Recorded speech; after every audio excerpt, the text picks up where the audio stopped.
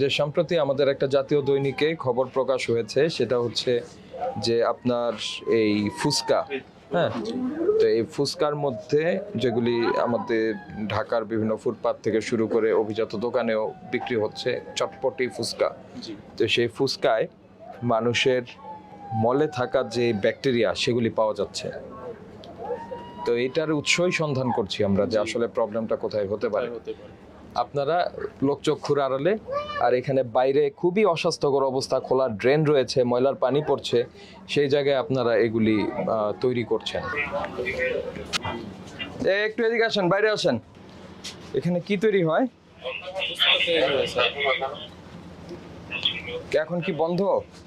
জি। কখন তৈরি করেন? কি কি দিয়ে বানান আমাদেরকে একটু বলেন তো। দেখেন স্যার, আটা, গমের আটা। গমের আটা। আর এই যে স্যার গমের আটা। কি বানান আপনি? বানান কি সেটা বলেন। ফুসকা বানাই। ফুসকা। আর এই যে এটা কি জিনিস?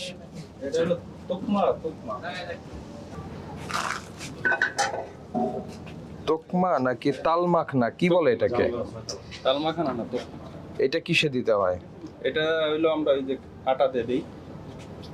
আটাতে দেন? জি। মোবিল নাকি? ও মোবিল, ওই যে কালকে মোবিল পাল্টাইছিলাম মেশিনের স্যার। তার মানে কোনো কাগজপত্র নাই এখানে? একটা খাবার তৈরি হচ্ছে কিন্তু এটার কোনো ইয়ে নাই। আর এগুলি কবে তৈরি করেছেন? কোনো রেখেছেন, ঘোষণা দিয়েছেন? সব বন্ধ করা তো স্যার, এই কারণে যেভাবে আছে ওইভাবে রাইখা দেওয়া হয়েছে। এটা কি? এটা হচ্ছে গাড়ি ফুসকা যে দিয়ে আসা লাগে, এই কারণে গাড়ি। এখানে কি ফুসকাটা রাখেন? ফুসকা রাখি এই যে এটা। এইটাই? হ্যাঁ। উঠান। তার মানে কিছুক্ষণ আগেও আপনারা কাজ করছিলেন, পরে কেউ আপনাকে বলছে যে এখানে অভিযান হতে পারে, তারপরে সব ক্লোজ করেছেন, তাই না?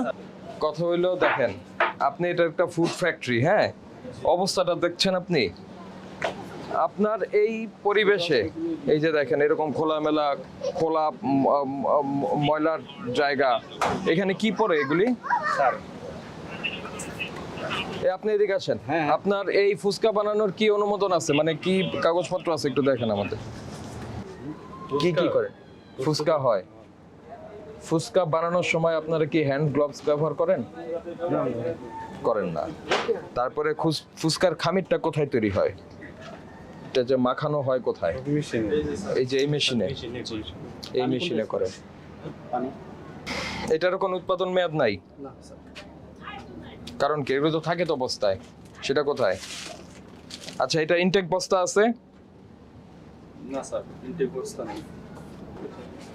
দেখেন আমরা তো ইনফরমেশন পেয়ে আসছি, এদিকে আসেন। আপনারা কিভাবে তৈরি করতেন এটা দেখেন।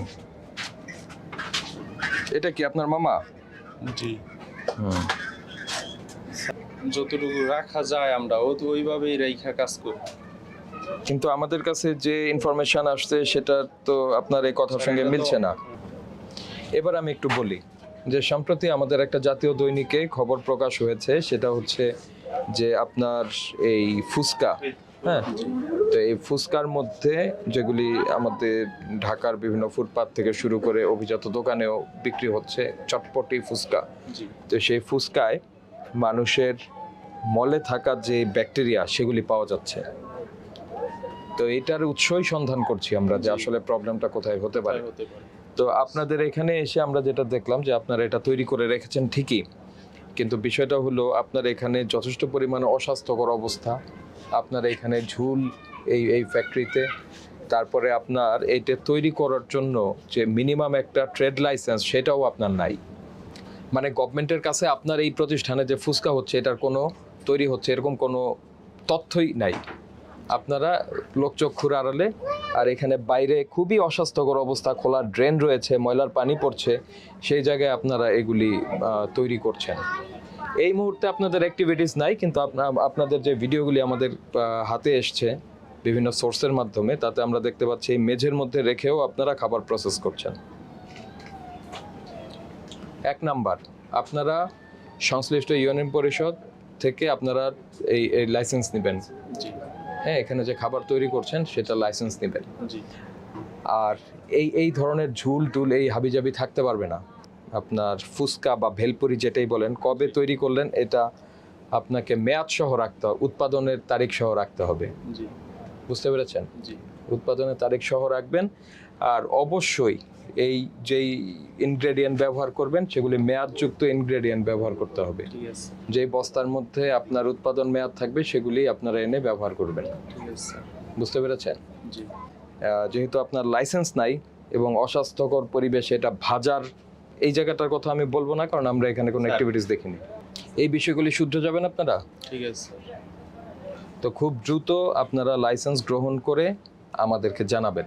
ঠিক আছে আর আপাতত আমরা যেহেতু কাগজপত্র পাইনি এবং অস্বাস্থ্যকর পরিবেশও দেখলাম, এজন্য আমরা সতর্কতামূলক আপনাকে 20,000 টাকা ফাইন করছি।